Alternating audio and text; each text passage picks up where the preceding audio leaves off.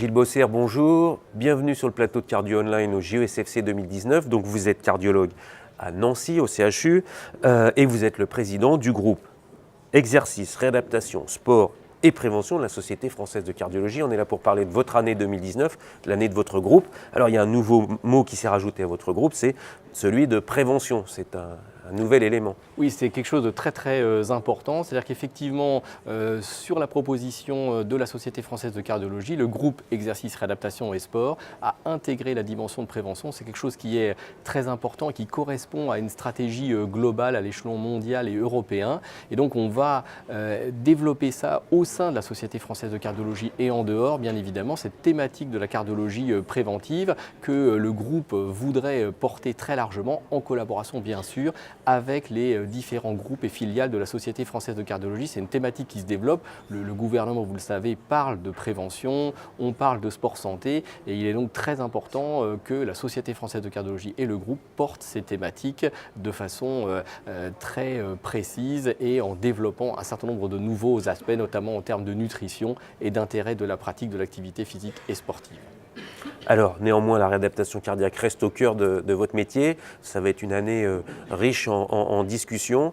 Quels sont les enjeux dans ce cadre? Oui, alors effectivement, on est en plein travail avec le ministère et la DGOS parce qu'en fait, les services de réadaptation cardiaque sont dans le champ de ce qu'on appelle le SSR, le terme est un peu barbare, c'est-à-dire les soins de suite et de réadaptation. Mais les différents services de réadaptation cardiaque ont besoin d'un cadre pour pouvoir se développer. Et il va y avoir une refonte des autorisations, ce qui va permettre, en tout cas on y travaille, de donner les moyens à la fois humains et matériels aux services de réadaptation cardiaque pour à la fois prolonger leur action et développer l'ambulatoire et toutes les nouvelles modalités de réadaptation cardiaque. On sait qu'il doit se développer de la téléréadaptation, l'utilisation des objets connectés, de la réadaptation hors les murs, de la réadaptation non supervisée. Et donc on travaille à mettre en place ces différentes modalités, à les cadrer de façon à avoir les moyens réglementaires, humains et matériels pour développer toutes ces thématiques, enfin tous ces moyens qui doivent être proposés à nos patients.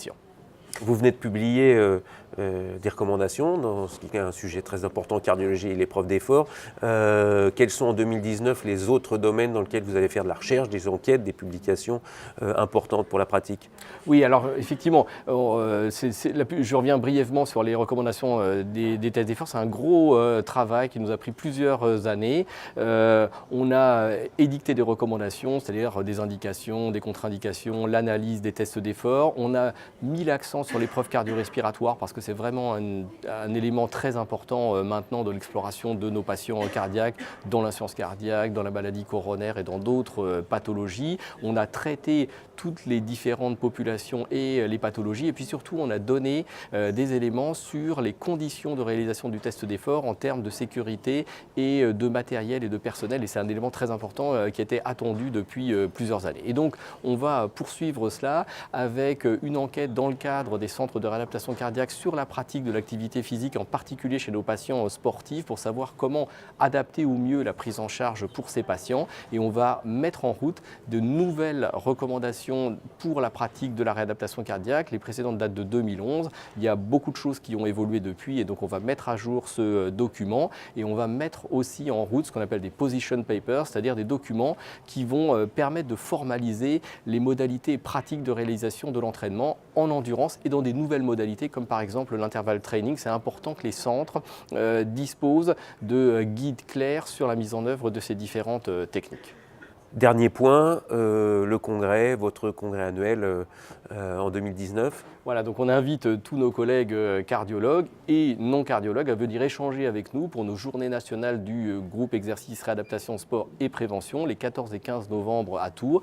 Le programme est très riche, d'ores et déjà, il est en cours d'établissement, mais il tient compte de toutes ces dimensions et c'est l'occasion pour nous à la fois de faire le point, mais surtout d'échanger avec tous nos collègues, qu'on attend nombreux. Eh bien, c'est ce que je vous souhaite et en tout cas une année très active pour le groupe. Excellente année 2019. Je vous remercie.